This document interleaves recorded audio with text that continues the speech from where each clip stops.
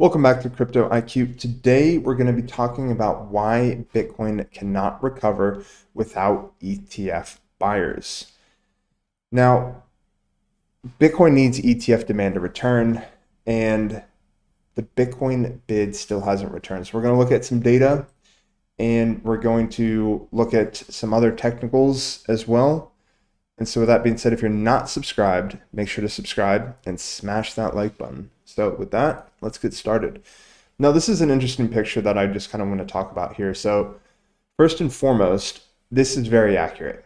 So the Bitcoin market cap is at 1.3 trillion, gold is at 29 trillion, and the global stock market is at 130 trillion. So for all intents and purposes, I think if we go to the total is 2.17 trillion. So that's everything basically tokenized right now. If we go back here, so if we just think 2.1, eventually that 2.1, that total crypto market cap, that total tokenized assets will rival gold, 29 trillion.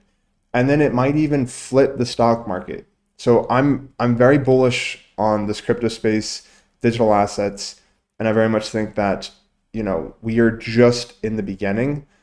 But understanding the market cycles is going to help you in the long run. So I always say that I have a DCA Bitcoin strategy, a DCA Bitcoin like a 401k. So in America, we have this thing called 401k, which every 2 weeks or every week or every month, however often you get paid, a small amount is already taken out and buys into a range of indices. And that's kind of how I think Bitcoin, how most people should think of Bitcoin. They should just buy a little bit every month and forget about it. And so I think in the long term, Bitcoin will surpass gold. Eventually, not only Bitcoin, but the entire tokenized asset class will surpass the global stock market, because I think a lot of the global stock market will be tokenized and will come into this tokenized asset class. So I kind of wanted to start off this video kind of with more of a broader view on how I am seeing this asset class. Now it's going to take several decades. Like I'm not Tom Lee, like saying we're going to, Ethereum's going to 100,000 this year. No, like it's going to take decades and decades to get up to that global stock market, that 130 trillion. But I don't think it's going to take decades to surpass gold. Like that might happen within this decade. I don't think that's too unrealistic. Well, what year are we in? We're in 2026, so probably not within 2030. I would say probably by 2035, we would probably have surpassed gold by then. I think we'd be at least, another 2.5 cycles down the line. I think that'll get us to 29 trillion. Maybe not just Bitcoin itself, but the entire crypto asset class. So, but let's talk about the ETF, because I think if we're talking about the global stock market here, the Bitcoin market, let's talk about the ETF. So let's go to the Bitcoin ETF flows. This is a data platform I developed called Crypto IQ. The idea of this platform is, anywhere you look to try and get research, there's an overwhelming amount of data.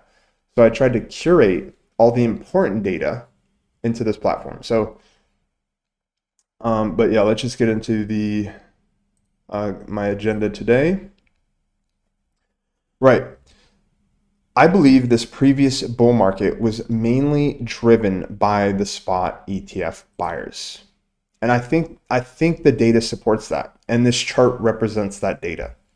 We see a lot of inflows, a total of 1.3 million inflows. And the cumulative net flow dollar amount is 53.45 billion all time. And we can see that, there's a high level of correlation between the Bitcoin price and the Bitcoin spot ETF inflows. Now, here's the thing. We are also seeing the outflows. There's a clear trend of the outflows. I tend to think we won't find a bottom until until the buyers return, until this downtrend stops. Now, what's going to take us there? Because even on this chart, it's very easy to see recently just a lot of outflows, and I tend to think they're going to continue. So let's get into why. Now, if we look at the S&P, this is the S&P on the weekly. Let's go to the daily. If this is kind of the top here, well, actually, let's overlay Bitcoin because I think that'll prove or that'll highlight the point better. We can see very, very recently, since October of, we'll say, 25, there's been a deviation of sorts, right? The S&P's at new all-time highs, Bitcoin's down 53% from its all-time high. There's a clear deviation here. One's going down, one's going up. And that's because we are in a risk-off environment. What that means is that we're currently sitting at an interest rate or a current target rate of 350 to 375. With the new Fed Warsh becoming more hawkish, there's a prediction that even in the next Fed meeting, we're going to hike rates to 375 to 400. Generally, risk assets don't like higher interest rates. And that's going to potentially lead to a recession, bear market, if you will, maybe not a recession. And so we're in a clear risk off environment right now. So what do we need to see for those ETF buyers to return? They need to see riskier assets as a more attractive play, where they can see a higher return or a higher risk adjusted return on their capital. Right now, they're clearly not seeing that. And I think the data of the outflows supports that the majority of investors are going to safer assets, are going to less riskier assets.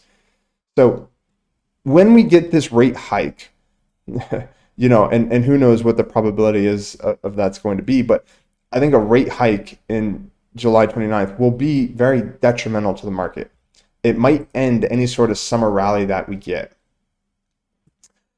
Now, we need to see some sort of correction in the S&P. Now, there's a lot of different factors going on right now, and so not only are investors going or staying away from riskier assets, there's the AI trade. There's the SpaceX IPO, which is now down today. And side tangent here, if you're ever buying an IPO, and this goes with crypto, if you're ever buying a crypto the first time it's available to trade, you are exit liquidity. You are exit liquidity. I have no sympathy for you. I think it's a very bad thing to do, not financial advice. But for whatever reason, I guess, and there's probably some institutions that are also exit liquidity too, and they just continue to raise money and lose investors' funds, but they manage to, I don't know. Anyway, I don't get it. I don't get why everyone is flocking to this IPO. It's a crazy high evaluation for what the stock is worth. I mean, long term, if you think long term, 10-year outlook, it's probably a good buy. A lot of people are just going to end up buying it without even knowing it in their 401k. But yeah, that's just kind of my overall thought. Like within 2 weeks, there's going to be a better entry point. So, no hate on Elon, no hate on SpaceX. I just think it's overvalued, and I'm laughing at retail. I'm laughing. So, yeah, because I don't think there's ever been a time where, especially in cryptocurrency, where a token is first available to launch and it's gone up. Like retail is exit liquidity. You are exit liquidity. Learn to navigate the markets. So, side tangent. So, there's a lot of other shiny trades right now, shiny objects, not so much metals, but metals like 6 months ago. So, we have the AI trade, SpaceX. We're seeing how the market kind of handles this. So, if the market can absorb this, we'll see kind of how I think the next major event is going to be the Fed meeting in July 29th, because we're projecting for a rate hike. Warsh is hawkish. And so it kind of, people who were hypercritical of Powell, it's like, well, Warsh is coming in and just, he's like a bull in a china shop, I almost think. But, we've only had one meeting with him. So we'll see how it goes.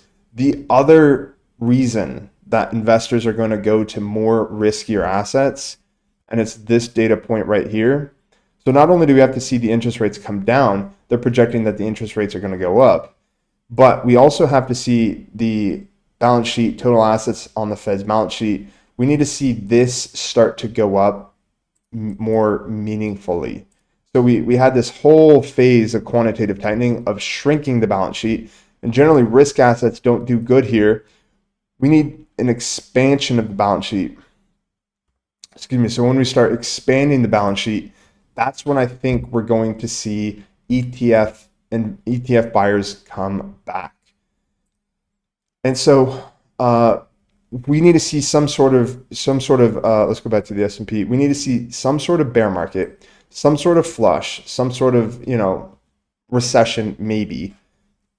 And then we need the Fed to pivot. We need the Fed to kind of lower interest rates. We need the Fed to be more aggressive in their quantitative easing.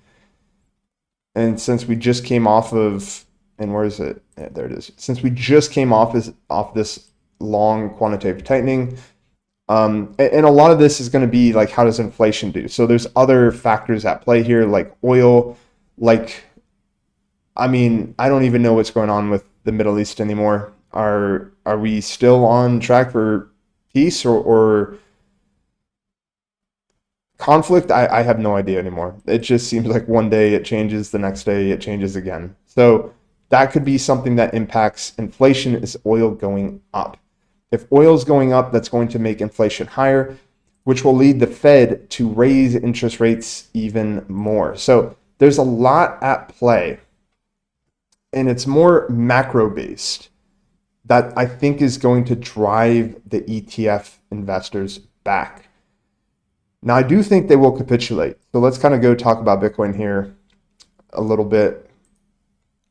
The ETF investors, remember, they came into the scene over here, around 40,000. I think right there. I think January, I think that candle. And I think once we end up, and if you're new to the channel, I very much think we're in a bear market.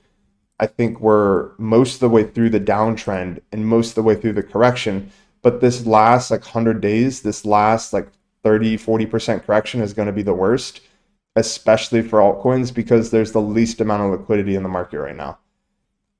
And so on this move, if it happens, which I think it will, and we're going to see these Bitcoin spot ETF holders capitulate.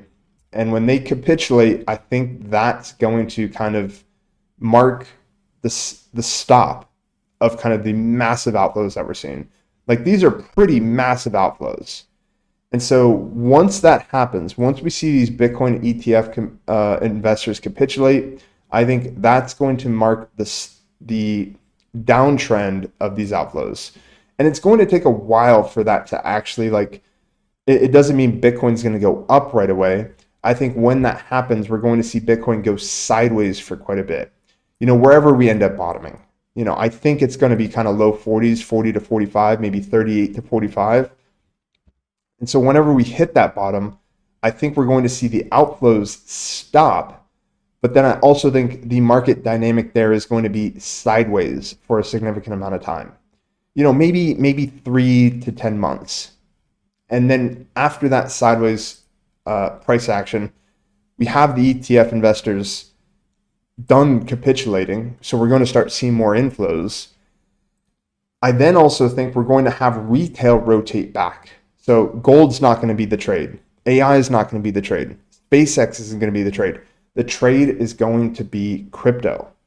And so when that happens, I think this next bull market, we're going to see retail come back.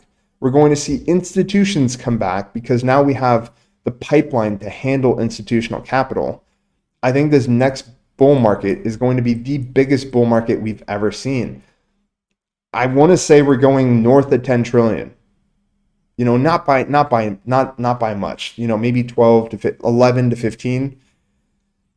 And that wouldn't be too crazy if we kind of go back to total, and we're sitting at 2 trillion right now. 2 trillion. Bitcoin and digital assets are at 2 trillion. That's a 10x. That's a little more than a 5x. which I think is pretty doable if we throw in institutional FOMO and retail FOMO. I mean, we've seen how crazy these bull markets get. And I think we didn't really have much of a crazy bull market this past one. We had a lot of grifters. We didn't really get retail back. We had some institutions. We had the meme coin mania, which I think extracted a lot of liquidity. I think the market dynamics changed where we had altcoins mostly trading on their USD pair, not on their Bitcoin and ETH pair. So a lot of market dynamics shifted. We didn't quite see retail, and we didn't really get all of the institutions. Now, this is why I'm incredibly bullish, because at 2 trillion, a 5x, I think 10 trillion, 11 trillion, 12 trillion is not unreasonable if institutions, because we have the institutional pipeline, if we see institutions FOMO into this space, which I think we will, and I think this next bull market, we're going to see retail. And it'll be like a repeat of the dot-com bubble in 2001. That's kind of what I'm thinking. And, a lot of people are saying, well, that's what it was in 2021 over here. And because we went to like 3 trillion, and in the dot-com bubble, it was also like 3 trillion. But we have to account for the money supply and inflation. I think, we can't just compare 3 trillion in 2021 to 3 trillion in 2000 to 2001. That doesn't really make sense. I should have actually probably came with numbers to say, well, actually, the real valuation accounting for inflation and money supply would have been this. So I think we're going to see that euphoria that we want to see in this next cycle, because we're going to see both institutions come back with the spot Bitcoin ETF buyer return and retail. I think all the kind of shiny objects right now, we're going to see crypto kind of be that next shiny object. So with that being said, if you like the video, make sure to subscribe, and thanks so much for watching. I'll see you guys next time.